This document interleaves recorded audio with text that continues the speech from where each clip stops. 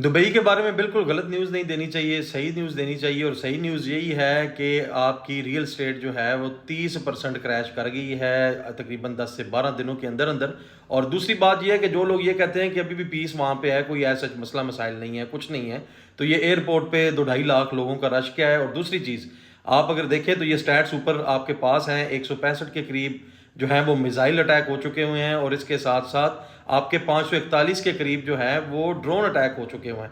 तो ये वो जो बावसूख ज़राए से खबरें हैं, वो स्टैट्स आपके सामने हैं। ये वो रीज़न्स हैं जिसकी वजह से यहाँ से जो इन्वेस्टर हज़रात हैं, मिलियनेयर बिलियनेयर्स जो लोग हैं, वो यहाँ से निकल रहे हैं और फ्लाइट्स नहीं मिल रही।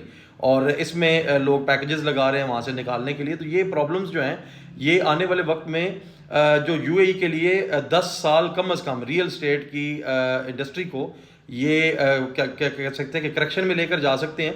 और ये ऊपर आते आते इसको 10 साल लग सकते हैं। तो जाहिर सी बात है, बाइंग बिल्कुल बनती है, बाइंग बनेगी तभी जब आपका इन्वेस्टर जो होगा उसके लिए अट्रैक्शन बनेगी।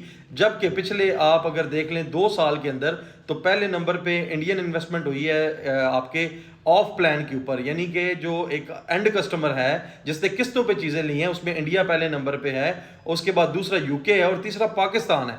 तो ये 3 कंट्रीज़ हैं। और जब चीज़ें एंड कस्टमर के हाथ में चली जाती हैं और ऑलरेडी बबल बन चुका होता है, तो उस वक्त इन्वेस्टर्स की अट्रैक्शन वैसे ही खत्म हो जाती है, ये सबको पता है। तो इस तरह की जो चीज़ें होंगी, डेफिनेटली ये डर इन्वेस्टर्स को से ज़्यादा जो है वो एक आम बंदे का है, क्योंकि जब कुछ टाइम गुजरेगा, उसके पैसे बढ़ने की बजाय कम हो रहे होंगे, तो वो अपनी इस फ्रस्ट्रेशन में अपनी चीज़ें बेचेगा। और जब वो इस फ्रस्ट्रेशन में चीज़ें बेचेगा, फिर कुछ टाइम के बाद जब एक लेवल पे आ जाएगी मार्केट और वहाँ से इन्वेस्टर्स के लिए अट्रैक्शन पैदा होगी, तो वो लेंगे और उसमें कई साल लगेंगे।